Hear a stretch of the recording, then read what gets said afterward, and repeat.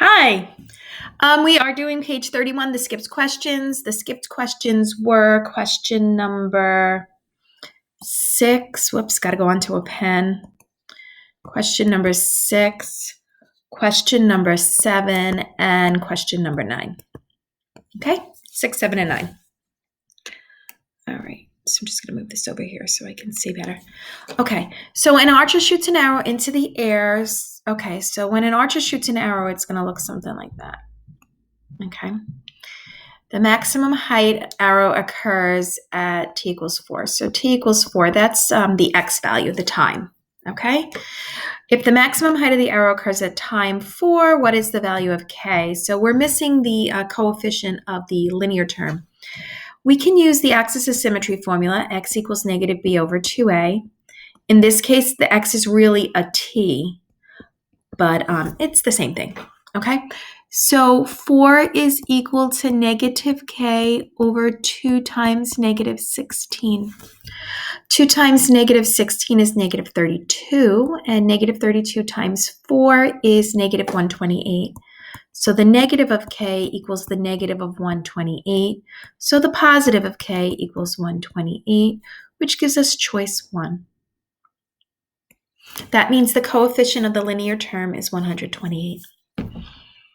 The height of an object is determined by, when t is time in seconds, will the object read a max or a min? Okay, so basically, does it look like this or does it look like this? Well, that's determined by the coefficient of the quadratic term. Since the coefficient of the quadratic term is negative, it's going to look like this. Therefore, it will reach a maximum. And we just want to put that in words. So let me just erase this because this is not part of it. Okay, so it will be a max because the coefficient of the quadratic term is negative. Now, a quicker way of saying that is that a is less than 0. A is negative, the coefficient of the quadratic term. Okay?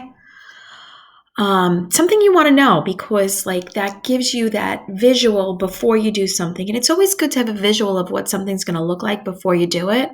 Especially as a creative person, you want to have an idea what you're looking at. All right, so find the height h.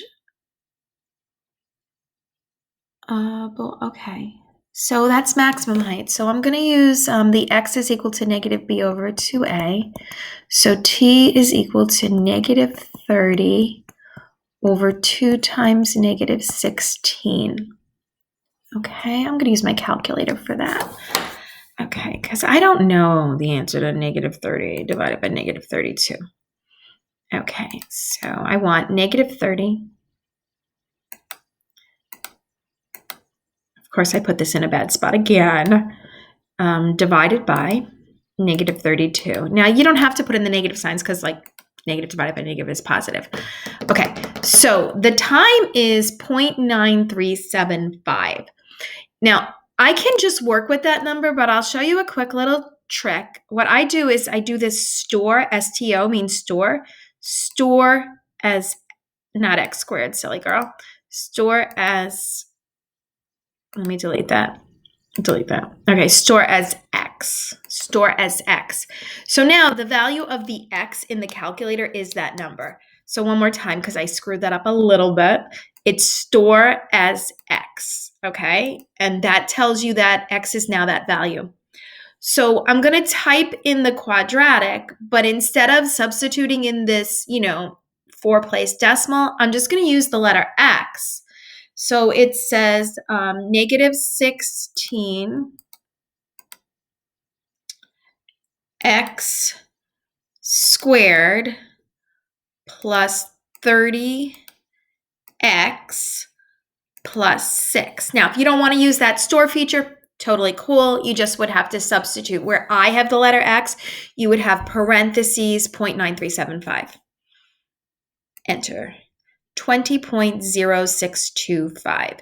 20.0625. Okay, so let me go back to this. So I've got 20.0625. Nearest tenth, so that would be 20.1, and this is in feet. Okay, find the nearest tenth, the maximum height in feet the ball will reach. Okay, so this was 0.9375, and I did substitution. Okay. All right, listen, if you have any questions, please let me know. If you're hearing this, you're one of the people doing their work. So it's sort of like I'm talking to the wrong people, but please do your work. I know there are bigger things going on in this world right now, but having an education is very important in life. And I just want you to be the best that you can be. That's all.